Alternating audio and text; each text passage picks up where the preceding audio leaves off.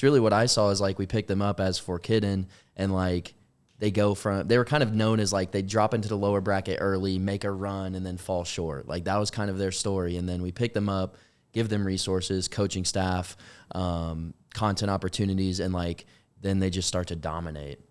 And that's what I love about Rocket League is like you go to a major and there really is no minor region. Like anybody can. OC's never won a major before, but like it's not like your Halo. It's not an NA dominated. I mean, don't forget we've beaten the world champions. That's what I'm saying. We 3-0'd BDS. And like, sorry, BDS. Last thing I was gonna say was like I'm kind of glad that we lost. Not glad that we lost this last regional, but it makes it more fun because the last 3 we just have swept everyone. It's like set our alarm for 3 a.m., wake up and watch the team, and then we 4-0, and then we go back to Well, that's bed. why it's so funny that PWR is talking shit, because it's like, how many regionals have you won this season? Oh, okay.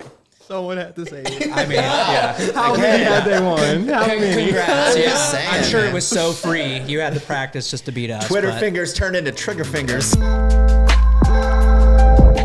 right, everyone. Welcome to the main story, the first episode of our new podcast. Are we calling it a podcast? Yep, this is a podcast. This is a podcast. Like, that's very exciting. So the plan, just so everyone knows, we're like Nick and I will bring 2 people on. Nick and I will bring 2 people on every week and just talk a little bit through about what's going on in gaming and esports with the Pioneers and just kind of writ large. So that's how it will work. And then I think what would be interested is why are we calling it the main story? Yeah, we were on our way back from Arkansas, and Matt was just like, we need to come up with a name for this podcast. And so we just started brainstorming, and I don't remember where we started, but literally within 15 minutes, we came to the conclusion of like, main story, one, because horse mane, if you notice, is not spelled M-A-I-N, so like, Pioneers branding, but then also like we've always understood the importance of just telling our story and everything that we do, and like from our esports department to content creators and just to help everyone out in the space that maybe wants to get involved or whatever. So telling the story is always a super important piece of the puzzle. And anytime we've done podcasts, it's been like online over Discord, and you just don't get the same vibe. So now we have a facility and we're able to do a podcast in person. So like there's just going to be so many good conversations to be had, so many stories to be told, and I'm really excited about it. That's a really good segue to the first thing. Like, welcome to the new Pioneers HQ. So we fairly recently, moved into a new facility, and we've done a lot of cool stuff with it. Like, Sam, why don't you kind of walk us through what have we done at Pioneers HQ? Yeah, I mean, we're obviously headquartered in Kansas City, so we needed to find a location that was able to facilitate all the different needs that we had, as a growing team. And we were able to find an awesome location here in Westport at the Plex Pod Westport Commons, and we're able to facilitate a lot of different stuff here. We've got access to some of the fastest internet speeds in the country. We've got 24-hour access to a large-scale facility here. We have our boot camp facility here. We're bringing out teams around the world to boot camp, train. We've got some of the highest end equipment from Scuff, Logitech, and most importantly, Paradox Customs, who's outfitted us with some of the top of the line gear. We just most recently had a send out prior to the Halo World Championships. And we also just had an event here in the auditorium, which can seat almost, I think, 1,200 people. And so we have a lot of different flexibility here to kind of facilitate a lot of different stuff. And we're just looking to trend set, right? We don't know exactly what esports and gaming potentially can look like in Kansas City, but we're actively writing that story right now. So we're testing, we're trialing, we're doing more things with different partners, and we're continuing to look for more opportunities. So this new HQ, it gives us the ability to get together, connect with people in person, and have a home base that like allows us to be flexible and understand like, okay, well, what do we want to do next? Well, when we have a lot of options, we have a lot of stuff that we can try. 100%. I'll also say that our workflow has just like increased significantly. Workflow and just like just being able to work together in person has helped out a bunch. Well, it's all about the culture, right? Like it's very hard to build culture now, somewhat pretty significantly post COVID pandemic. During, it made sense for everyone to do all those things, to be, focus on being connected in more digital ways. But once you get everybody into the same room and start doing some like actual stuff together, you realize like chemistry, culture, those things are important. And like, and you think about like that's exactly why we boot camp our teams. Yeah, and from an esports perspective, I would say that the facility is just a great thing for our players to be able to, come here and connect with us, personally. When we do have a big events for them to come and play. And then not only that, just being able to have an advantage and have a facility they can come to practice and get extra work in before events is huge. Like, I think a lot of orgs in esports don't really have that resource that they can offer to their players to come in and get early practice before other teams can. So I think that's really cool things that we can do with them is just bringing them here and allowing them to get that extra work in while also being able to connect with us and see what we can offer from content to, playing and more. So we've been doing some content. Oh yeah. Shout out to Tony Hawk. We'll get to that. No, I think that's right. Like, and what Sam had mentioned, kind of to your point, where it's like we have world-class facility now. We have the internet is insane. The ping is insane. And you're playing on some of the best, equipment in the world. Like, that's an unfair, well, it's fair, but like it's your fair competitive advantage that you want to have. So, you can't just roll in and expect to, hey, we're a team. So it does take some time to like acclimate from travel and in terms of like esports, right? Like in terms of our teams or other teams to like, hey, if you're coming from EU to NA, like, man, there's a time change. You gotta, gotta get together a little bit. Gotta, make sure you're vibing with each other or whatever. So we're obviously really excited about the new facility. As great as it has been internally, like I'm super stoked to get fans in here eventually. Like Sam mentioned, we have like this giant auditorium. So I don't know for future majors, if like having watch parties. Like we had our Halloween bash this past weekend with Let's Game, and it was like a good testing example of like what we can host there. So there's gonna be all kinds of things possible. So it'll be super dope. And it's in the heart of the Midwest too. So Google Fiber is just absolutely phenomenal. You can beam. Yeah, absolutely. And also, when you look at, what teams need, we've had a lot of experience with, our squads and kind of the, nuances when they're traveling and what they might need. So small things that are big, really, like 24-hour access, right? So if you're coming in from Europe and you have a messed up sleep schedule, you don't have to wake up at 9 a.m. to get to the facility. Like, you can game at our HQ until whenever you want. We got facilities, we got basketball courts, we got a gym, we got a yoga studio, we got a photo studio. You can do media here. You can do everything, right? And we have, as Nick mentioned, our partner with Let's Game, who helps facilitate a lot of those amenities and helps run a lot of that stuff here. So just excited to continue to flesh it out and continue to test the market and bring more esports and gaming in Kansas City. And what about Arkansas?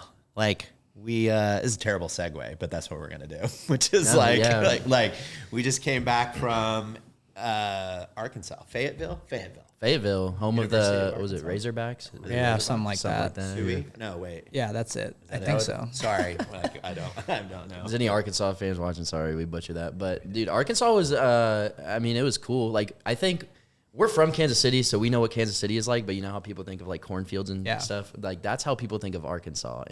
That's the way that I see it initially. But it wasn't like that. It was actually really cool. The college campus was dope. The whole Rewired Fest was super cool. Unfortunately, I heard like from just locals that they didn't really market it a whole bunch. Like, there was a ton of students that didn't know that it was going on, but nonetheless, like, it was a great ran event. Like, there was tons of vendor booths. Rocket League, Apex tournaments going on, and we won the Apex tournament, dude. The boys came from across the pond and killed it. Like, just, them being able to get the experience to meet us all for the first time. And, I know it wasn't really like a super large planned event, but for us to come together with the amount of time that we had and just give them such a good experience, they got to get the fall capsules for the first time, and their reactions were insane. He's wearing it, by the way, which is super funny. Like, if we'd have done this yesterday. We wear it every single day except for today. Today. It was like, it looked like we were just on a production line, like they just pressed out Pioneer mannequins. We're like, we all have hoodies and hats. It was crazy because day one of the LAN, it was a 2-day event, and like we were in like 8th place or so after day one. So it was like, okay, obviously, like, it wasn't a major. So like the other teams competing, there were some pro teams, but there were also some content creators and influencer teams and whatnot. So Nasky kind of said, he was like, these pro strats aren't working. You know what I mean? Like, it's the same thing for other games too. It's like playing against players that aren't professional, you have to change up your tendencies and your yeah. strategies a bunch. So it was great going from 8th to 1st. And it was yeah, crazy. 100%. Like Nask was saying too, like the big part in that was just kind of letting Verhulst take the IGL reins in the next day. And, you know, in his philosophy, it was about playing more aggressively and just, you know, changing up the pacing a bit.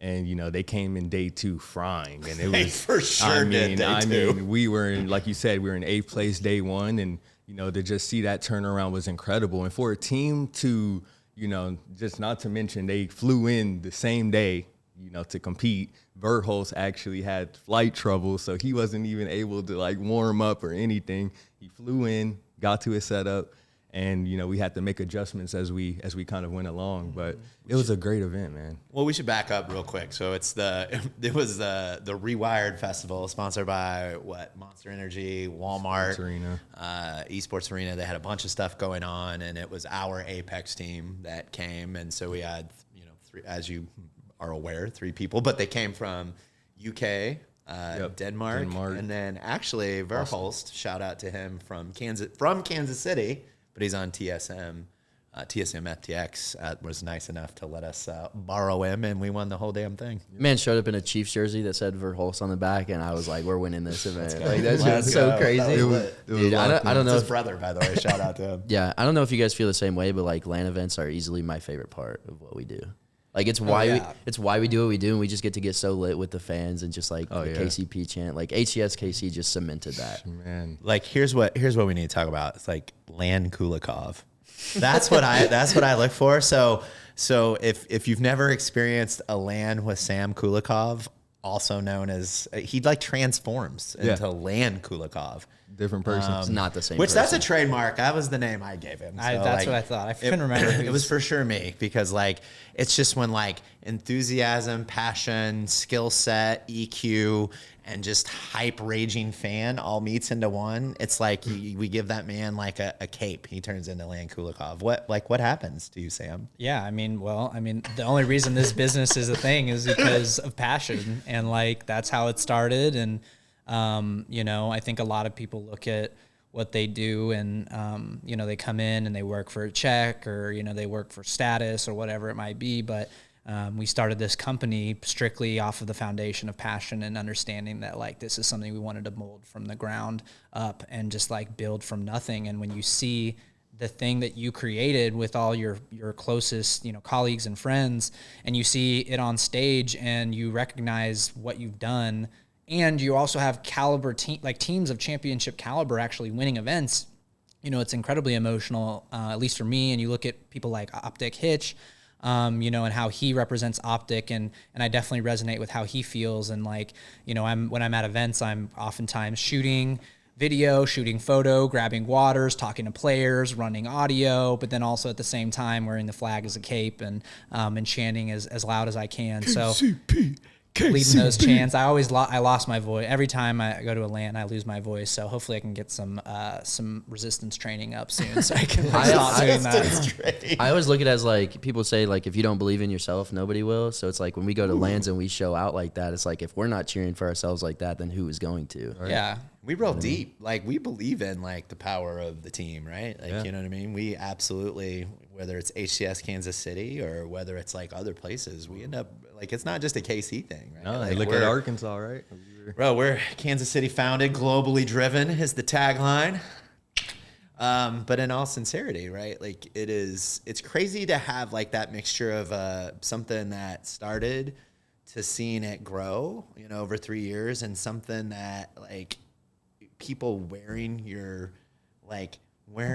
the Pioneers like gear is one thing. Hearing people like scream Pioneers, and then like also seeing people that are wearing Pioneers gear that's like don't work here. You know what I mean? You're like, oh, yeah, because that's how it started, right? Yeah, I mean it's typical to see. We have our good amount of fans that interact with us on the daily on Twitter, and we know them very well. I feel like, but like we went to Boulevardia earlier this year. Downtown KC, and there was just some random guy wearing a Pioneer shirt, and we stopped him. We were like, "Who are you? Like, do we know you? Do you?" And like he's like, "Oh, I'm not online very much, but I support you guys and love what you guys are doing." And I was like, "That's sick." I see a future where honestly, like Pioneers merch in Kansas City in and around the Midwest just rivals, Chiefs, Royals, Sporting. Well, I mean, we're trying to do that too with like local brands like Sandlot. We're starting to launch the new hat line, have a lot more to go with Sandlot. And our merchandise in general, because we have to take an approach also with our sponsors of being really genuine and authentic, right? We have to create things, content, merch, or events that resonate with people in a real way, because that's how we built the brand. We didn't build it off of false pretenses or fakeness, right? We had to be real. We had to be authentic from the jump. When we had 100 followers to when we had 1,000, now being verified. Shout out to our social team and Matt for all the hard work there. Matt Ness. Currently on the audio board right now. He is. I wish you could see him. Yeah, he's looking cute over there. He's chilling. But I think that it's important to kind of talk about like Kansas City and the hustle that you find in the Midwest, because a lot of folks, as we mentioned, look at us as flyover territory. And I think it's important to recognize that that's one of our superpowers, because we have to scrap 2 or 3 times as hard as a lot of other places. And it's not a diss to them. It's just like it's our reality, and we have to work extra hard to get the respect that we know that we deserve. And so when we have events, when we have lands, when we have things like when we're doing with Boys and Girls Club or Generation Esports, whether it's philanthropy or anything like that, we have to go 150%, because if we're not going to do it, who the hell is going to do it? And everybody that has came to Kansas City has said it's like super dope. Like Crow and Jewel had a great time. JT always has a great time when he visits. Splatman flew in from California for HCS, and he was like, bro, Kansas City's actually dope. Like everybody really enjoys it, and it's definitely underserved, but hopefully we can continue to build up. It's a good place to call home. Yeah. Right. Like, but also the other part to that kind of bifurcation of like Lan Kulikov and like people screaming for you is the fact that like, yes, we built a brand, and yes, it's authentic, but it is like a fan base ecosystem, right? So you have to have like good teams for people to care. Yeah. And like we've just been unbelievably like a little bit of like diligent, lucky, talented, all the things that are coming together for us to get like world-class championship teams. Like that's who we have. It's not like 20 people rolling in to go cheer for, dudes that are just grinding in their basement for like their fantasy football team to win. Like we have some of the best teams in the world. Oh, right? man. Like in the world. In the world. I mean, if you just think about it, like just piggybacking off of what Sam was saying, like just us as Pioneers and us being in Kansas City, we're just always known to walk around with that underdog mantra kind of, and just always having to scrap for it and earn it. And it starts with like kind of like one of the first teams we picked up in Halo. Like that was the first team I scouted. Young team, underrated, didn't really have big brands. Like how could anyone have known that those guys would have turned into the 3rd place team at Halo Worlds in 2022? Crazy, bro. Like I knew those guys would be champions from the time I saw them in 2020 when I first saw Soul Snipe's YouTube channel when he made a video about him dropping 30 against Sentinels. Please let's find that. Matt, make a note of that. I want to find that piece. You can go. You already know his face cam. He's going to be wavy. I got the lines in. Yeah. Like this is legit, like the content that I had to dig for and just search for to just believe in this team. And when I first saw them, I was like, man, these are a group of 4 young guys who are just best friends and love to play the same game that people despise. I found it interesting. Like everyone hated Halo 5, yet these guys loved it. Yeah. When they played, you could feel the energy. You could feel how excited they were to just poop on those guys that they looked up to. Like we say shit on. Yeah, we can Shit on. Well, Shit and I think on it's bad. also Shit on I think kids. it's also important to talk about the relationship building that Eddie and leads the way, but a lot of us do with our teams, right? Like we transferred our roster over to Native Red prior to the major in Orlando, but we still support them through and through. And even we just talked to Manny just the other day and sending that man a jersey because we care about them. We love them. They're a part of our story and they're a part of our mission, and we build these deep bonds with our players and our staff and our fans because it's real, it's authentic, and none of it's fake. It's all under that my city mentality of just like, this is ours together. We're building this together. And so Eddie, I think that'd be interesting to talk about like how you approach the player, management style of not just like managing them and telling them what to do necessarily, but also like how do you approach like relationship building with them? And I'd say it's more about being relatable and understanding like what the players always want and need. Like I have been in esports since I was 16, and I've been in it from a player standpoint, from a manager standpoint, from even a content creator standpoint. So I've had enough experience to kind of get a feel for what players always want and need, and really just comes down to just being more relatable to them, not making it feel like, oh, I'm having to report to someone. Like, hey, you're reporting more to, a guy that is going to be super cool with you, but also want you to be diligent and get work done, and it's just about kind of, being persistent and always staying in touch with them and just trying to do more than just building relationships from like a business standpoint, but also just playing a game with the players sometimes, and just being able to, hop into their streams and just being able to connect with them there. There's a lot that goes into relationship building with players, and it can be difficult at times because not every player is the same.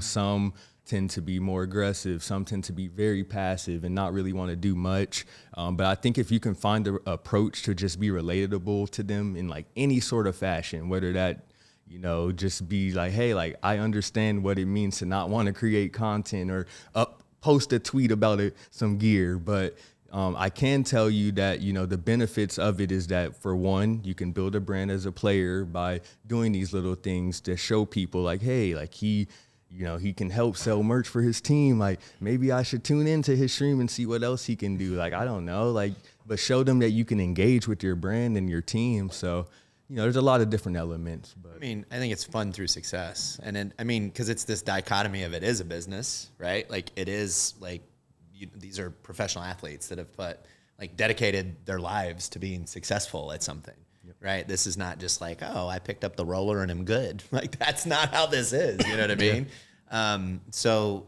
it's this interesting dichotomy of like, it is pros that have put, thousands of hours into, a game, right? To be at the best level in the world. But at the same time, like, they're our team and we want to have the right culture and we want to have fun through success. And I think that's one of the things that, we do a really good job of is celebrating those funds through success, but also not getting too far away where it's just like homie land, where it's just like, hey, there are certain expectations like that we've got to meet, that they've got to meet, but we just do it in a way that, if they understand the why and they believe in our brand and they believe in what we're doing, like it's not a hard ask. And I think that's one of the things we're successful. But speaking of dichotomy, it's like the differences between our Apex team, our former Halo team, our Gears of War, who's like, like the mixture of like the Lakers hanging banners and like the Detroit Pistons mentality, from the 80s. Like I love those guys. But we have like such a different group. It's not just like we're just in different esports, but we're also in like the folks that are crushing it are way different. So like we just talked about our Apex team, right? And coming in for a huge win at that Rewired Festival. And then we had some really great news from a Rocket League perspective. Oh, you're saying as far as winning that regional, right? Decals. Oh, the decals. That's and then the bigger. Boys winning. That's even bigger. That's massive. But I mean, first is the boys back to back to back. I mean, trip champs. Like, trip champs is like just that's lit. repeat. I mean, when you think about our seasonal trajectory last year, and we weren't winning regionals at the beginning of the year, and now getting them, what they need as they continue to move forward. And those boys know, what it takes to be successful, and they're hungry, right? Like, it's hard to find young professionals in any industry that are that hungry to drive and to find success, and they are always wanting to do more. And I've had the pleasure to spend a lot of time with them at LANs, even with their parents as well. And they're great. They're great guys. Like they have a good head on their shoulder. They have a good support system with their parents, and we're excited to continue to scale that with them because we know that with a younger squad like them, their ceiling is not even like we're still approaching it. Like it's not even in sight yet because they're so young. They're still figuring out the mechanics that they want to deploy, and we're still figuring out how we can continue to empower them to be the best players they can be. So not assuming that everybody knows who they are. Like who are they? Where they're at? Yeah, well, we've got 3 studs out in Australia. Scrub lucky banana. No, I have to. Kings of OCE right now. Shout out PWR for talking their shit. We're coming for you next regional. No, I don't think we're coming for them. Like they just got lucky and sat at our table for a minute. Yeah. But they can like they facts. can go back. Yeah, I mean that's table. we'll be interested to see how the next regional goes for sure. Shots fired by the Pioneers to power. Yeah. No, I think it's, we've got some really great talent and Scrub, Lockie, and Banana Head. They all three just totally different players that have been playing together for a long time, have been grinding the game, have been just really diligent about putting in the work. And like, I think it's really important to talk about their trajectory as players. Eddie, if you want to talk a little bit about where they started, when we picked them up. I remember when we first picked them up, those guys have just always been so young and voiceful and eccentric about what they want.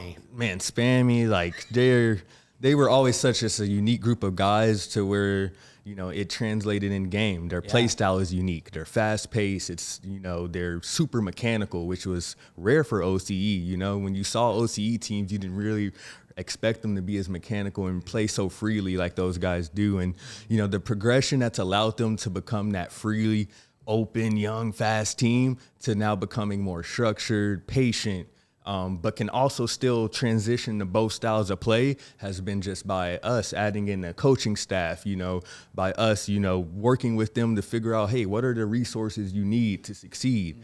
And also them working hard. Right. All the credit really goes to them as players, working hard, putting in hours. Yeah, because it's their willingness. If they didn't want to do it, they wouldn't do it. And that's why we're lucky to have them, because they're a young group of dudes that are hungry. Yeah, they're hungry. And I've just never seen kids like their age, right, who have to juggle school, have to, juggle at home life, and, also traveling across the globe. I mean, every event, these dudes travel 20 plus hours. Yep. Like, it's hard. It's not easy to do. And they do it at such a high level that I just know that eventually this team will lead into becoming champions. And that's where we're headed. Yeah. And, it's been a long journey seeing them kind of grow into, slowly become mature adults. I know Banana Head this season I've been told he stepped into like sort of a leadership role in game, which is Is that true, Banana?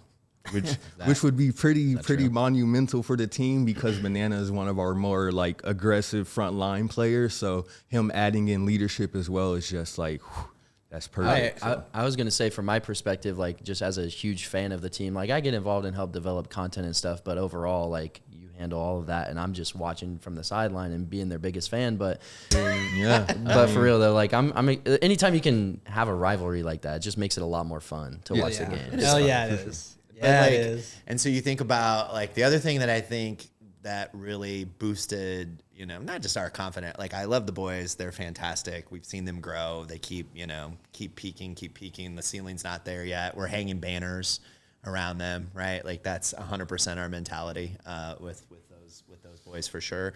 And then we talked a little bit about people wearing your merch. Well, now, not only like you could wear merch on your car, like our decals, like they're in, like it's insane to think, right? Like the stats blow my mind. Like I think this was in September, 84 million players, active players of Rocket League. The month before was 96 million.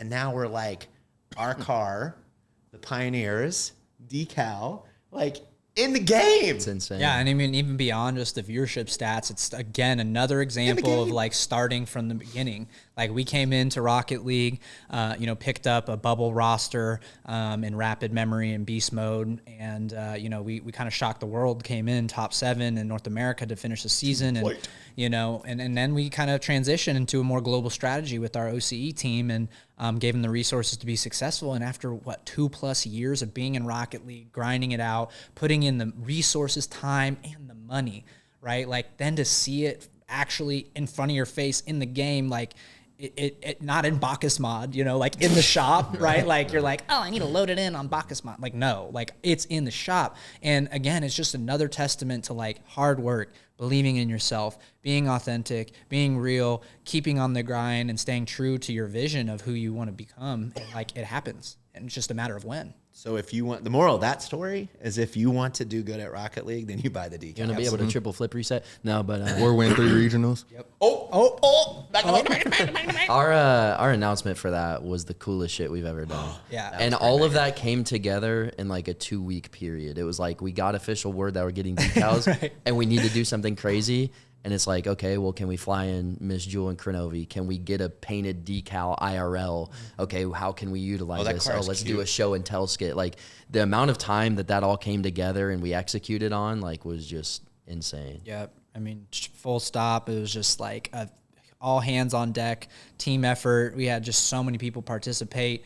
I mean, it's just crazy. You can't even point to any one thing because it's like we had so much good rollout on it. We had the great just main video. We had a teaser. I mean, just everyone from the creative team to the social team to Social Apex, like everyone just came together. And again, it's another testament to being aligned on the vision, being aligned on what it means, being aligned on the importance of it, the impact of it, and everyone takes it seriously because you have to. It's not just, oh, it's just a decap. No, this is like if you don't celebrate your wins, then who's going to do that for you? And that's like peak in the game, right? Like at least in the game. Of course, we want to win the whole thing, right? Like so, like winning a regional is gang. Winning back to back to back is gang. Being ranked number 1 currently in OCE is also gang. But like going to Worlds and all that stuff and winning it, and then just having casual fans and like people, that love Rocket League to see like go to the shop, check it out. But fun fact, by the way. If you guys don't know, you all know, but if you don't know, that was not our first decal / skin that was in the game. Oh, who was the first? The first was KCP Splitgate. Which those skins were heat too. Those are gas. I mean, those are gas. Shout out 1047. They whipped up on that. I'm just kind of upset at like Splitgate is so underserved. Like it's a good game, really and it's so much fun. Like when we got skins. I hopped on for the first time since it was in beta, or for the first time in a long time, and I'm like, dude, this game actually like works for one, unlike some other first-person shooters. It doesn't have any bugs or glitches or anything like that. Like, it's actually really fun, bro. And like, there's a high skill gap because of the jetpacks and because of the portals and everything like that. But it's just like skill gap. The viewership and the player base could be so much higher. But it's just is what it is. Well, but I think that's why we're working with 1047. Obviously, we're not the conductors there, but we came in at the ground level with them, and we want to continue to support 1047 through their journey of building the best ecosystem for their franchise, right? Because they're taking the right steps to being like, hey, Splitgate can be better. Let's do even more. Let's do even bigger. Let's go even harder, and let's take our time with it. And everyone in the community is like, yeah, that's awesome. Please, like transparency, authenticity. You're talking to us. You're telling us what's happening. Yeah, it's a bummer that this is the end of the season, but like at least you can very much so respect and honor the fact that they know what they have, and they know that if they can delay it a little longer and put a little more resources into some elements, that it can be a great game. And that's why it's awesome to be involved at the ground level with them, because they're an awesome publisher that knows what they're doing, and they're backed by some really awesome people. Yeah, 100%. I think it's just super cool that they allowed us to really come in out of the gates and kind of build a relationship with them from the beginning, and just give us an open opportunity to work with them on building the skins. Like, we got to really sketch those out on our own and come up with the designs ourselves, and they came out super clean. Like, if you haven't seen them, make sure you go. Splitgate is free for now while it's out. You download it and get the skins. They're only about $10. So. It was a nice taste too. It was like it was what we would envision working with a publisher would be like. Yeah. Right. Like if I had to say what would it look like, it's people that are transparent about what they're doing in their game and with their as the publisher, folks that are collaborative with like, hey, you guys know what you need as players, right? And as an org that's like investing in the space. So that's really cool. And then longevity, just saying like, hey, we know that we're going to be around for a while, so some of these things need to happen. And that's kind of exciting. You alluded, I think, maybe to Call of Duty. It could have been Halo. It could have gone either way. Both. Like, I'm not to dive too deep into it, but like between the two, there's been like we've just been getting incomplete games every year. And like I love this Call of Duty that just came out. Modern Warfare 2 is a blast, but still there's no leaderboards, there's no calling cards. You can't see your stats. Like, can't. It's crazy. It's year after year after year after year. It just keeps happening. Same thing. But it's like, why? You Well, know? I think that what we're seeing is a unique convergence of like we have casual players, but then we have casual players that are also amateurs that kind of play it kind of religiously. And then we have pro players. And now we're seeing that market continue to grow and grow and grow. And now the needs of gamers are continuing to diversify. And so as a publisher, what you need to make a great game is continues to evolve and change. And so I think it's important that, like, you know, obviously there's things that need to be changed in certain games and whatever, but we got to make sure that we're giving slack to a lot of these publishers, because it's a really difficult game. I mean, we've seen a lot of devs from a lot of different companies. They get a lot of hate, but they don't deserve it. They're trying to make the best game possible, and it's hard to please every single person. That's the key, right? Like, you can't please everyone. So if you're like, you know, Epic, or if you're Riot or whatever, right? Like, it's just like, who is your audience and who are you tweaking it for? I was gonna say, like, the whole mindset has completely changed, and it's because of Fortnite, in my opinion. Like, Fortnite was the first game that really started to push weekly updates, like major updates. They changed the loot that's in the game. They would change a map POI, whatever. And so, like, now other developers are kind of taking that approach where it's like, you know, we can launch this game and then every week have an update, or every month have an update, content update, whatever. Whereas, like, back in the day, Black Ops 1 was a hard disk. You, like, had to release a full game online. By the way, Literally. Black Ops 1, gasoline. Bro, Best COD I mean, of all time. that's the reason That that's the reason I fell in love with Call of Duty, because, like, going back to having stats and leaderboards and everything was like, I just wanted to go in and see, like, what my KD was and how to improve, and, like, But even the artistry behind it, remember the Yeah. load-in screen? Oh, yeah. Like, you're in the chair or whatever, and, like, zombies was great. Like, But you get one shot at it, though. Yeah. Because it's like on a literal disc. Like, you can't Yeah. upgrade your disc. You got to go buy a new one. Yeah. And, like, I think the speed and and ferocity of which, like, you know, casual gamers and you know, expect for new things, new maps, new guns, like, you know, new skins, new you know, opportunities to do different things. And I mean, you can say all these things about Call of Duty, but it just had, like, its most successful launch ever. yeah. Like 800 million. 800 million. Like, I think that's probably a GG if you're over there. Yeah, you're like, I think we're doing pretty I good. know, we're doing And that's all where, right, and that's where a lot of, you know, when you look at, like, all the Twitter fingers online, you just kind of see a lot of opinions, and it's like, okay, some of it has merit, but also to that point, it's like, esports just started. You know, gaming just started, and, like, pretty recently. Like, there's been video games for a long time, but this market as it is starting to just really figure itself out. And so, you know, yes, we're consumers. Yes, we deserve, you know, to have good products that we pay for. But at the same time, we have to have some grace when it comes to, like, understanding that things are evolving, they're changing, they're getting different. Call of Duty is just now becoming a live service game. They just got out of, like, making new games every single year. Yeah. Right. And then now all of a sudden we're expecting them to have, like, this full service game. And I'm not saying we shouldn't, but at the same time, we just have to have some, like, leniency when it comes to that. But, you know, Yeah, and I was talking shit off rip, but, like, this is my favorite COD in, like, the last 4 years, bro. It's a lot of fun. It's been like, fun. It literally feels like traditional Call of Duty. It's not like with slide canceling the last 3 years and playing Warzone, you're literally breaking controllers every 3 months. And, like, if you don't have a sponsor, you have to spend, like, $200 on a scuff. And it's like, you know. But with this game, I've had the same controller so far for all of last year and into this year, and it still feels good. So Yeah. hopefully, Pretty good. Yeah, You're doing And we've been pretty doing good. a lot of You're late night 29 grind. for There's, 2 or something. there sure as hell is no slide canceling in this there's one. no slide canceling. It feels fantastic. Yeah. I'm not gonna lie. Yeah. But what do we think about this challenger scene? Man, challengers. There's a lot to unpack. It needs to That's be. that's a loaded In question. short, Big in question. short, it just needs to be Needs more support. It needs to be restructured first of all, and Tell more 'em. support. You know, overall, I feel like COD used to be a staple, Yeah. a kind of like a blueprint for a lot of other esports to follow. Like when the CWL first launched, I remember, like, you know, it used to be a dream for a lot of orgs to get on that stage.